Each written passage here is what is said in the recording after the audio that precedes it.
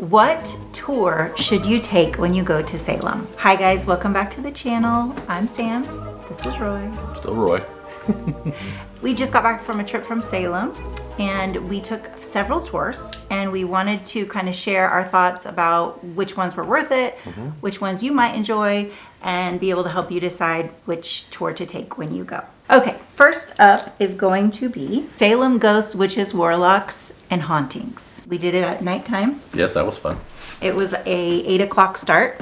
The cost was $30 a person. Some of the stops we made was the Joshua Ward House, who was a successful merchant, and then he had passed and the city of Salem took it over. They had made it into kind of like apartments, which is where they would house the accused who were witches. There was a wonderful sheriff whose name was Sheriff Corwin. He would like torture his victims. So the victims are said to haunt the place. And the most famous one that was housed there was Giles Corey, which... Yeah, that's an interesting story. So he was the only one in the Salem witch trials that wasn't hung. He was actually pressed to death. So they kept on adding stones because they wanted him to confess, but he owned enough property he wanted to leave to his children, to his 2 sons. And so he refused to plead guilty. Because if he pleaded guilty, then the church would take over his property, or the sheriff. Right, and the sheriff ended up getting it. Yeah. So he wouldn't plead guilty, and actually that sheriff actually sat on the stones, according to the legend. It was like over a course of like 3 days. It was 3 days. Yeah, it was 3 days. He was being pressed to death. Trying to get him to confess. And his last words to that sheriff, as he's sitting on his rocks: "More weight." More weight. Last word. So that's pretty crazy. Next stop we saw, I'm not going to tell you every stop, but some of the main ones. Rope's Mansion was a big one, and that one is famous in Hocus Pocus as well. I smell children.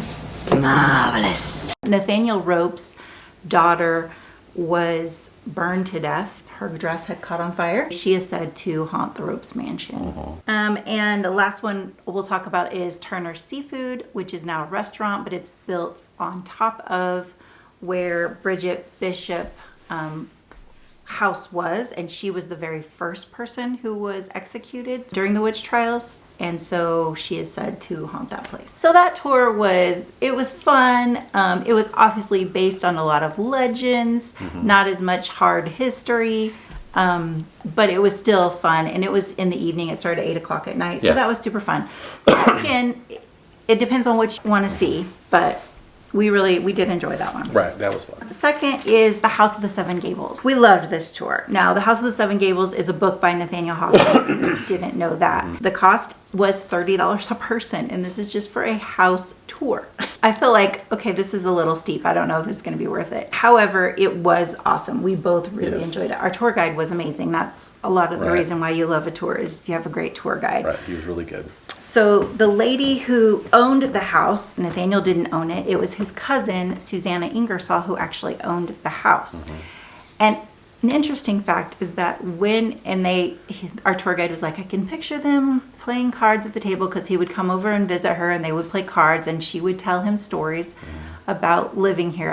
Well, when he actually would go and visit her, they did not have 7 gables. They had taken down, and a gable is like the corner of the house. Right, so it wasn't fashionable to have 7 gables, so they took down 4 of them, and it only had 3 when he was there. So it was actually the House of 3 Gables when he was there and wrote the book. But then a lady bought it later in life, in 1908. Her name was Carolyn Emerton. She bought it and restored it to its original 7 gables, so it has 7 now. So it matched the book. And it matches the book. And they kind of decorated it to different styles of the book. Like they made a room that was kind of a shop that apparently is in the book, where they had a... And it's true to the period of time too, from what I understand, like the kitchen, the shops, and the bedrooms and all the things, and the liquor cabinet. Top-notch Lots liquor of secret little passageways, and they had a cool hidden liquor cabinet. Yeah, on the secret little stairs you got to go up to. That was pretty cool. It was a really cool house. Really cool house to see. Grounds were beautiful. Oh yeah, and it actually had you could a QR code, and had an audio tour of the gardens, which was really cool to do too. I did that, downloaded that, and just and so it matched every like stop 7 was this thing or whatever. So it was really cool. Roy did that. I didn't. Yeah. We also did the witch house, which we talked about in our last video a little bit. Yeah. But this, I wanted to touch on it because we talked about Sheriff Corwin, and this was the house of Judge Corwin. So the witch house didn't actually have any witches in it, but is actually the oldest structure associated with the witch trials that's still standing. And it's actually like 80% original. They said they've replaced obviously some floors, some roof, some windows and stuff like that. Anyway, the judge and the sheriff were obviously working together, and their plan was to take all the property from everyone. Yep. So anyway, witch house should not be confused with the witch museum, which everyone says don't go to. It's a huge waste of money. So we didn't even mess with that. Yeah, we didn't go to that one. So. But the witch house was only like $10 a person. Yeah, you just had to like get a reservation that day. So that morning you had to be online and get a reservation. Yeah, they sell out, especially in October. If you're there in non-October, this won't be an issue. Yeah, it's fine. Yeah, you can walk right in, and if it's not. And it was a self-guided tour. It wasn't. You didn't have a tour guide, so you just kind of had to read everything and tour yourself. So it wasn't as cool as having a tour guide and not having to think as much. But it wasn't as much money either. So. Yeah. Yeah. So there's that. Yeah. And for our last one, it was called History and Hauntings of Salem Guided Walking Tour. And this one was the Viator winner of 2024 for Salem. And it was, I love the Seven Gables too, but it was different. But this one was a really good all-encompassing type of tour. So this one gets my vote for a win. I don't know what Roy's going to say. It's a win for me too. Seven Gables is right there, but definitely that was awesome. $38.50 per person. So more expensive, but it was longer, and we did have more stops than the other tours. Yes. Some of the places we saw, we started at the town hall, which was built in 1816. It was obviously used for municipal purposes back then, but it's now used like community events and venue for a wedding. Movies. And it's a scene of Hocus Pocus. That's it. The Bewitched statue, which we kind of already talked about a little bit in our last video, but one thing we didn't talk about was how it only came popular because their studio burned down. They needed a place to film. They came up with the idea of moving it to Salem for a few episodes. That began the tourism into Salem. So people started coming to Salem and, associating it with Halloween and all of that because of Bewitched. But it wasn't until about 2000 that they put that statue up that everyone takes a picture in front of. And we did too. That's right. Some Salemites did not like it, and people were like being mean, and they threw like red paint on it and tried to ruin it. And this was in the year 2000, so only 24 years ago. But apparently they're now coming around because they're convinced now when they get the cash. Yeah, because we contributed quite a bit to the Salem economy. Quite a bit of cash to build Salem.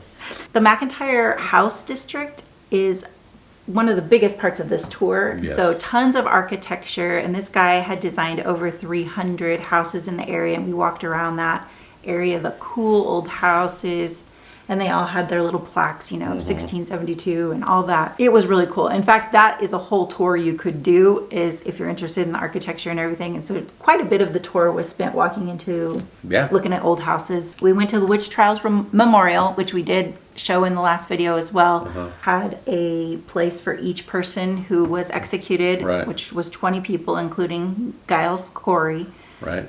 And it's the biggest stone there. They don't know if that's on purpose or not. And the rumor goes it was the biggest because he was pressed to death instead of hung. And then also we stopped at the Hawthorne Hotel. So again, there was some scary, there's some ghost tales in this. There's architecture, there's history. It was really cool. We stopped at the Hawthorne Hotel, which was named after Nathaniel Hawthorne, although he had nothing to do with it, but he was born in that general vicinity.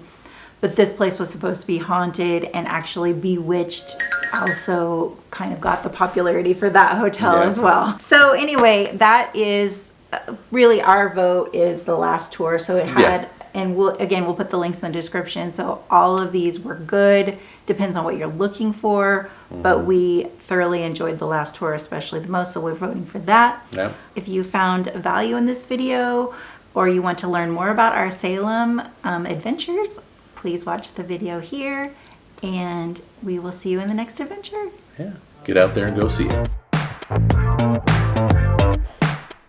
Okay. Why?